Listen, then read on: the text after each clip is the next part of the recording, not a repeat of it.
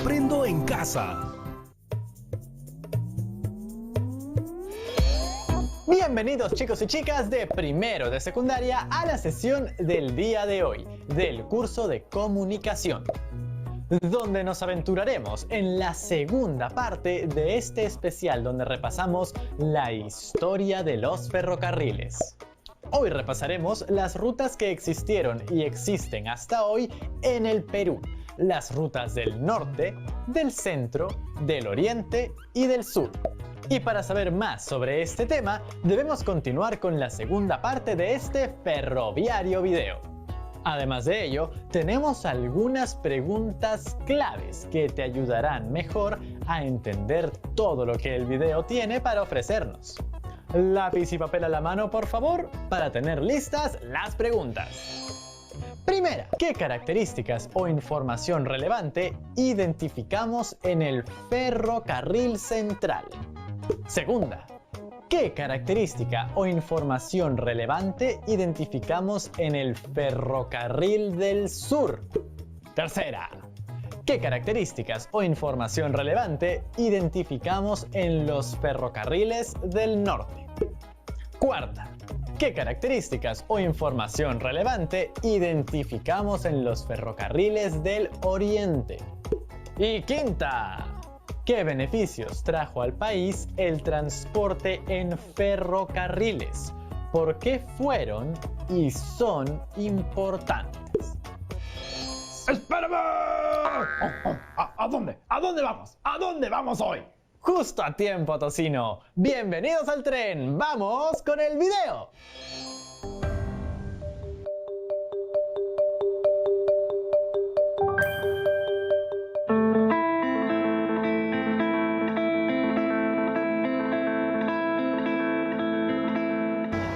Estamos en la estación de Desamparados y felices porque vamos a tomar el ferrocarril central andino rumbo a Huancayo. Durante muchos años este fue el ferrocarril más alto del mundo. Pero, ¿cómo nació esta idea? En 1851, el ingeniero polaco Ernest Malinowski le propuso al Estado peruano ampliar el ferrocarril que iba de Lima a Callao y que fue construido en la época de Ramón Castilla. Él proponía que llegase hasta el valle de Jauja, en Junín. No en vano le decían a este señor Malinowski el constructor de lo imposible, porque era muy osado en sus ideas. Este proyecto estuvo como en un limbo durante mucho tiempo y recién en 1868 el Congreso peruano aprobó su construcción. El gestor del proyecto de construcción de este ferrocarril fue también un ingeniero, pero norteamericano, Henry Meigs, un hombre bastante controvertido al que incluso se le llamó el Pizarro Yanqui. Esta es la primera parada del ferrocarril central andino y la estación se llama San Bartolomé. Me voy de una vez porque si no el tren nos va a dejar.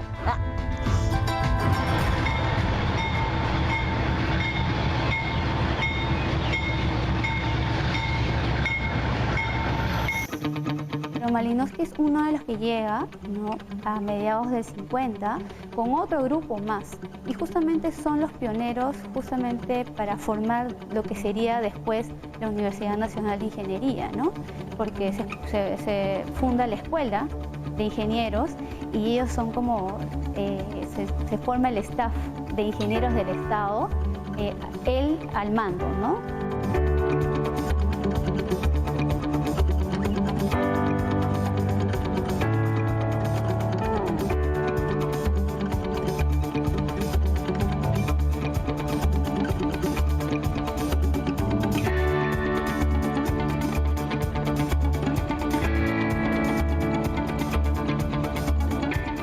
En 1870 se inició la construcción del proyecto. En 1875 llegó la vía ferroviaria a Chicla, distrito de la provincia de Huarochirí, departamento de Lima, más o menos a 142 kilómetros del Callao. Allí se detuvo la construcción del ferrocarril, primero por falta de dinero y después por la guerra con Chile. Meigs murió 2 años después, así que lamentablemente no pudo ver culminado su sueño.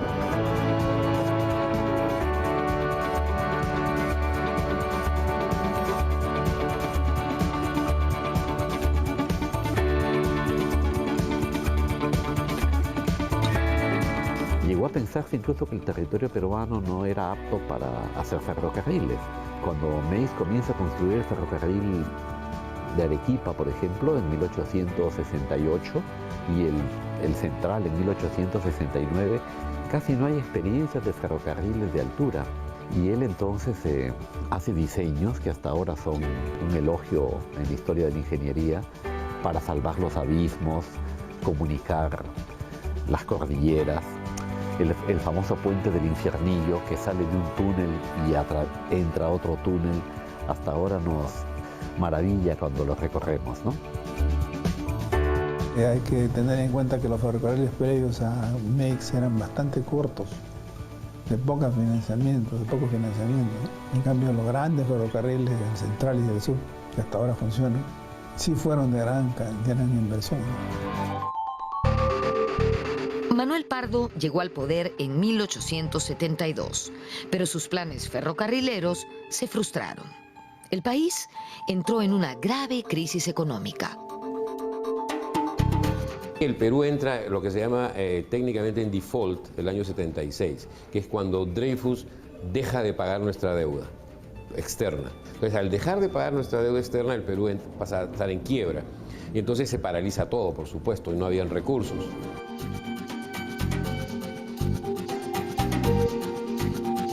El problema de los ferrocarriles en el Perú fue que cuando se acabó la riqueza del guano, nos vino la época de vacas flacas, la única línea terminada era la de Arequipa a Puno. Y todas las demás estaban en menos del 50%.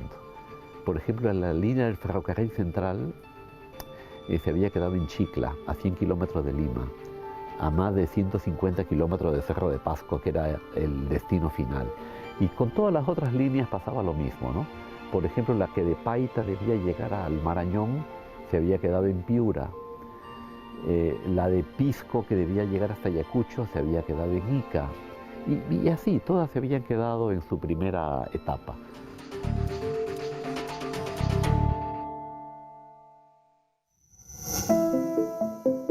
En 1875, el viajero europeo Charles Wiener viajó en el ferrocarril central y describió el momento crítico de dejar inconcluso el proyecto ferrocarrilero. La impresión del viajero Charles Wiener fue que habíamos hecho un esfuerzo maravilloso de ingeniería, económicamente descomunal, pero para no obtener ningún rédito económico. Y él decía que el ferrocarril entrando a la estación de Chicla parecía no el grito de triunfo de la civilización que llega, sino era el alarido de desesperación de una civilización que se siente extraviada en un medio en el que no puede ser útil, ¿no? Y lo que pasa es que, como él mismo dice, estaba a medio camino. Faltaba ahora llegar a los centros mineros, a los valles agrícolas, pero para eso ya no hubo dinero en ese momento. A diferencia de Europa, en el Perú no se desarrolló una industria siderúrgica proveedora de la materia prima para fabricar las maquinarias. Aquí casi todo se importó. Para colmo de males, a la crisis económica siguió la guerra con Chile y el Perú perdió los 3 ferrocarriles que tenía en el departamento salitrero de Tarapacá. Hemos encontrado documentos muy interesantes en que nos dicen que no fue tanto la paralización. Los horarios, por ejemplo, ¿no? Si hay un horario quiere decir que hay un servicio, ¿no? Entonces, tanto el ferrocarril de Arequipa al mar como el central siguieron funcionando, no el Lima Callao, el Lima Chorrillos, porque eran menos útiles, ¿no? A pesar de que eran también privados, ingleses. Por eso no lo destruyeron tanto, porque usaban durante la ocupación de su ferrocarril, ¿no?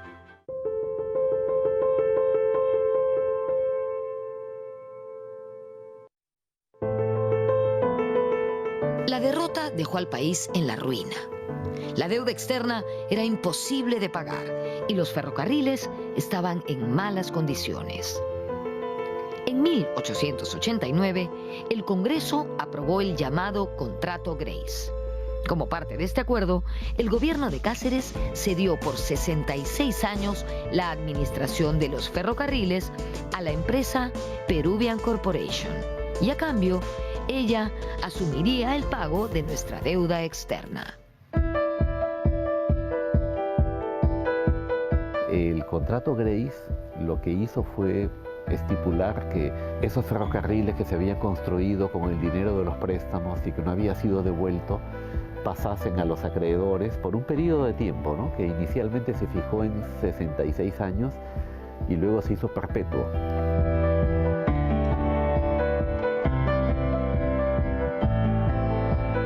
En 1890, luego de la firma del contrato Grace, se reanudó la construcción del ferrocarril y en 1892 llegó hasta Cazapalca, provincia de Huarochirí, departamento de Lima, y un año después, en 1893, hasta La Oroya, provincia de Yauli, departamento de Junín. Este ferrocarril es una verdadera proeza de la ingeniería mundial. Durante su recorrido atraviesa decenas de puentes, de túneles y hace su ascenso en zigzag. De verdad que viajar en él es una experiencia increíble. Para su construcción participaron unos 10.000 obreros, casi la mitad de ellos chinos, y muchos murieron debido principalmente a la epidemia de la verruga. El punto más alto es la cima en el ramal minero Ticlio-Morococha, que está a 4.835 metros de altura sobre el nivel del mar. Se cuenta que Meix dijo: colocaré rieles allí donde solo caminan las llamas. Y al parecer estaba en lo cierto. En 1905 el Estado empezó la construcción del tramo La Oroya-Huancayo, que fue culminado en 1907 por la Peruvian Corporation. Finalmente, el 8 de septiembre de 1908 se abrió el tráfico hasta Huancayo. Casi 40 años para culminar esta monumental obra. Nosotros hemos llegado en ese ferrocarril hasta la capital del departamento de Junín. Esta es la Plaza Constitución de Huancayo.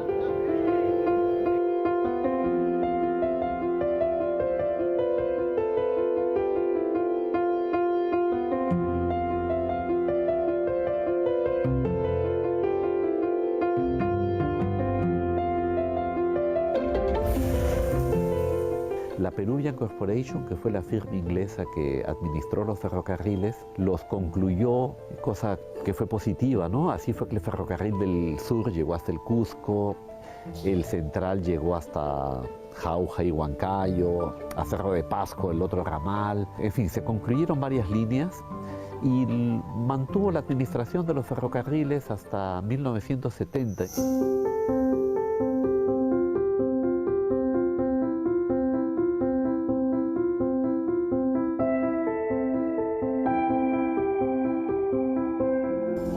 El más extenso de todos los ferrocarriles construidos en nuestro país sigue en funcionamiento y tiene 940 kilómetros de extensión y en su punto más alto alcanza una altura de más de 4.300 metros sobre el nivel del mar, con unas subidas, unas bajadas y unas curvas que ya podrán imaginarse.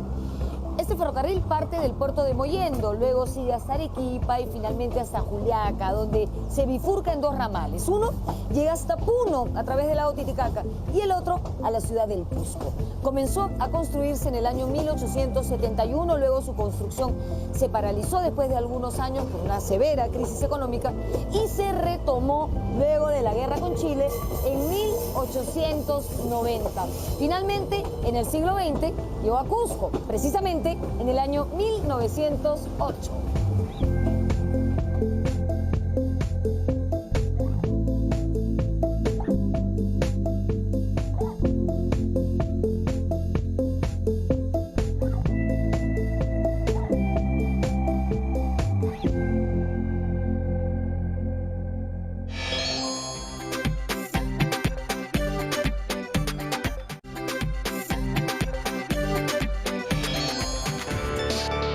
A inicios del siglo XX se dio un nuevo impulso al proyecto ferrocarrilero, sobre todo con una ley emitida en 1904, durante el gobierno del presidente Manuel Candamo.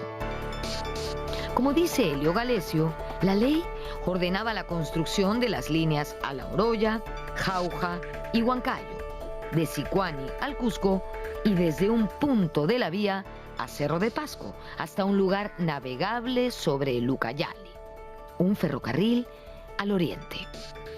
Se proyectaba también unir Lima con el Cusco en pos de la unidad nacional. En la selva hubo proyectos ferroviarios vinculados al caucho, pero solo se concretó el ferrocarril urbano en Iquitos, que funcionó entre 1905 y 1935. Por su parte, los ferrocarriles del sur y del centro y las pequeñas líneas del norte se adaptaron al sistema exportador. La Primera Guerra Mundial generó un auge económico en el Perú porque nuestros recursos naturales eran necesarios para la guerra, y el azúcar, el algodón, ¿de acuerdo?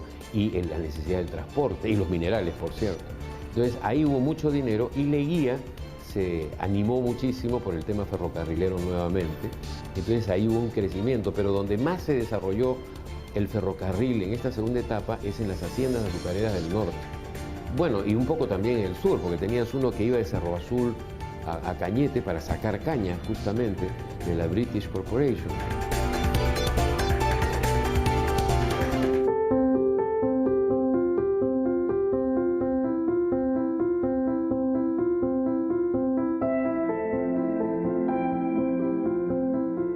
Estamos en Puerto Eten, distrito de la provincia de Chiclayo, departamento de Lambayeque. Hasta aquí llegaba el ferrocarril más antiguo del norte del Perú, el ferrocarril Eten-Chiclayo, también conocido como Ferrocarril de Chiclayo.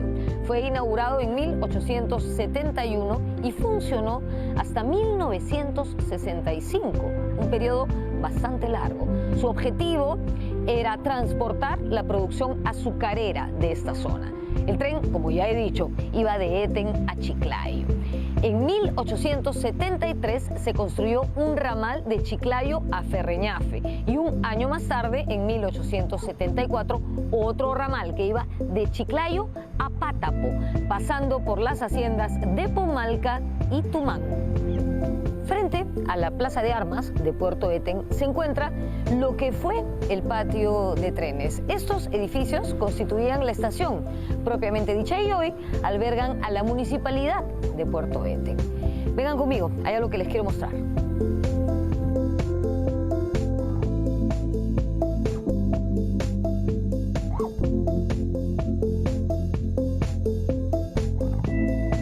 Esta es la parte posterior del edificio donde acabamos de estar. Aquí funcionaba la maestranza, que es el lugar donde se arreglaban los trenes. También servía como un depósito para maquinarias e incluso había una tornamesa. De todo eso solamente quedan 3 vagones de pasajeros que, como podemos comprobar, están abandonados.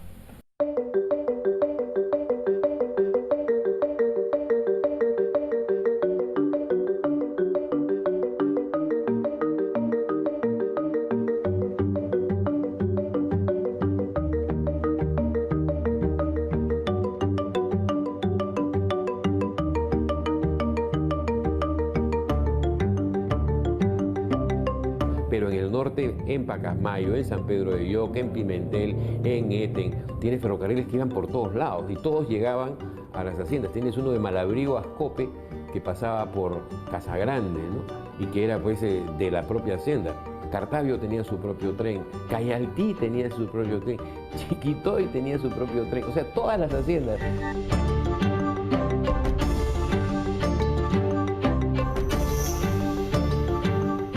Durante el oncenio de Leguía se construyó el ferrocarril Huancayo-Huancavelica. En 1930, con la caída de Leguía y la crisis financiera mundial, el proyecto ferroviario decayó. Se abandonaron muchas líneas, como las de Pisco-Ica, Paita-Piura, Lima-Ancón o Eten-Chiclayo. La decadencia es cuando nos volvemos locos por el automóvil, ¿no es cierto? Y por el camión y por las carreteras. ¿no es cierto? Hubo alguien que nos vendió, para mí equivocadamente, el concepto que la carretera que el camión era mejor que el ferrocarril. Y entonces se construyeron carreteras y se dejó de lado el ferrocarril, ¿no? Y al dejarse de lado el ferrocarril, hemos tenido los casos que tenemos ahora, que estamos reconstruyendo ferrocarriles donde antes tuvimos ferrocarriles. Y eso es de locos, ¿no? O sea, en la misma Lima tuvimos tranvías, ¿no? Y hoy día estamos pensando en hacer trenes, ¿no? Cuando otras ciudades en Europa han mantenido sus tranvías todo el tiempo y hoy día tú caminas por Bruselas y tienes tranvías, caminas por Praga y tienes tranvías. El gobierno militar de Velasco estatizó los ferrocarriles, incluso los de la Peruvian Corporation, y creó ENAFER, Empresa Nacional de Ferrocarriles del Perú. Se pensó en modernizar el sistema ferroviario, pero esto no ocurrió.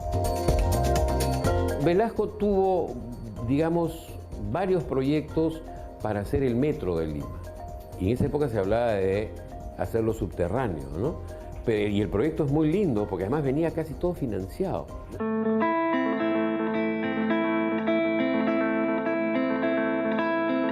Durante la década de 1980, la crisis, inflación, terrorismo y elevadas tarifas afectaron el sistema ferroviario que en la década siguiente fue privatizado. Una de las empresas concesionarias fue Perú Rail.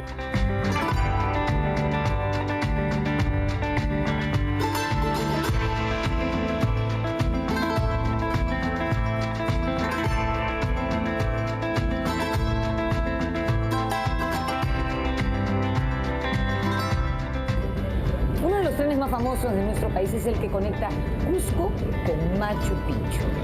Gracias. Cubre la ruta Cusco-Santana-Quillabamba y atraviesa hermosísimos paisajes, aldeas, en fin. Yo siento que estamos viajando como unos reyes incas a bordo del Belmont Hiram Bingham de Perú Rail. Viajar en este tipo de ferrocarriles es una maravillosa experiencia, pero como hemos visto a lo largo de este programa, se han perdido muchas vías que hoy serían importantes para el desarrollo del país. Lo que pasa es que el ferrocarril se reconoce ahora, es una tecnología para grandes cargas a grandes distancias y necesitas un movimiento comercial ya intenso, que no teníamos en el momento que lo hicimos, pero ahora sí sería factible.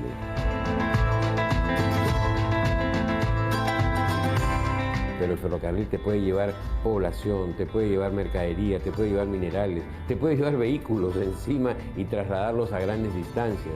El ferrocarril prácticamente tiene una tasa bajísima de accidentes.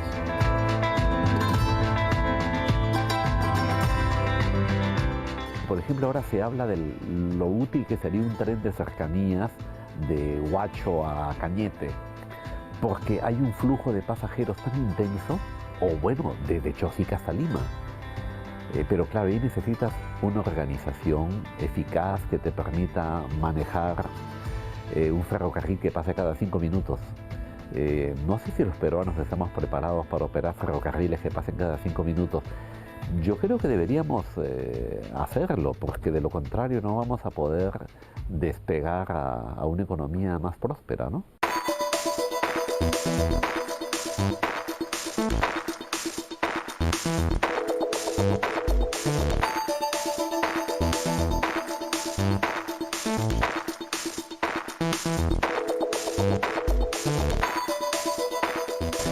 Qué proyecto para más interesante el de los ferrocarriles, ¿verdad? ¿Se imaginan cuánto contribuirían al desarrollo de nuestro país? Transportando mercancías, personas, conectando ciudades y pueblos. Despedimos este programa desde la línea 1 del Metro de Lima, que también, por supuesto, es un tren y una alternativa rápida y muy eficiente para el transporte de pasajeros en una ciudad como la capital del Perú. Espero que hayan disfrutado de este programa tanto como yo. Nos vemos en la próxima.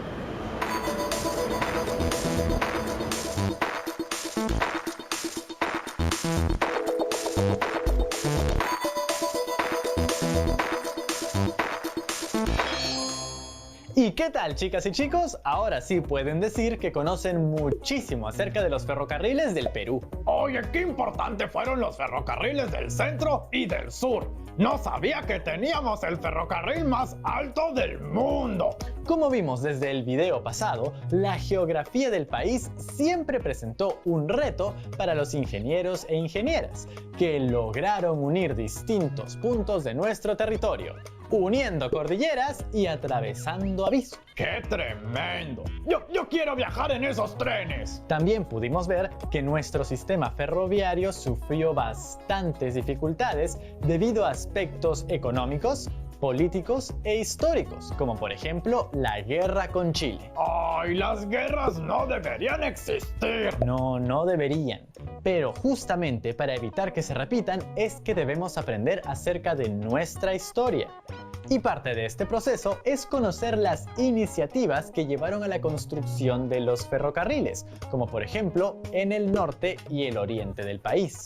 En el oriente por el auge del caucho y en el norte por el rubro de las exportaciones, mayormente de las haciendas azucareras. ¿Has estado muy atento, Tocino? Yo siempre. Pero en el tren en el que quiero viajar sí o sí, es el que lleva a Machu Picchu. ¡Claro que sí, Tocino! Iremos hasta nuestra maravilla mundial chapando nuestro tren. Choco, choco, choco, choco, choco. Ahora, luego de resolver a las preguntas que les dejé a inicio del programa, es momento de hablar del reto del día. Deberán escribir un texto en el que argumenten la importancia de los ferrocarriles para el desarrollo del país. Tengan en cuenta factores sociales, económicos, culturales, de transporte y de acercamiento y conexión entre las ciudades del país. Y ya lo saben, todo guardado en el portafolio. Oye, Rodrigo, ¿y tú crees que en el Perú lleguen a haber trenes bala tan modernos y veloces como en otras partes del mundo? Si los ferrocarriles de antes dominaron la cordillera, estoy seguro que los del futuro también lo harán. Entonces hay que creer. ¡Choco, choco, chucho! ¡Ahí va el tren Tocino! Muy bien, Tocino. Todos y todas a bordo y ¡chu, chu! ¡Hasta la próxima! ¡Chao, chao! ¡Chao!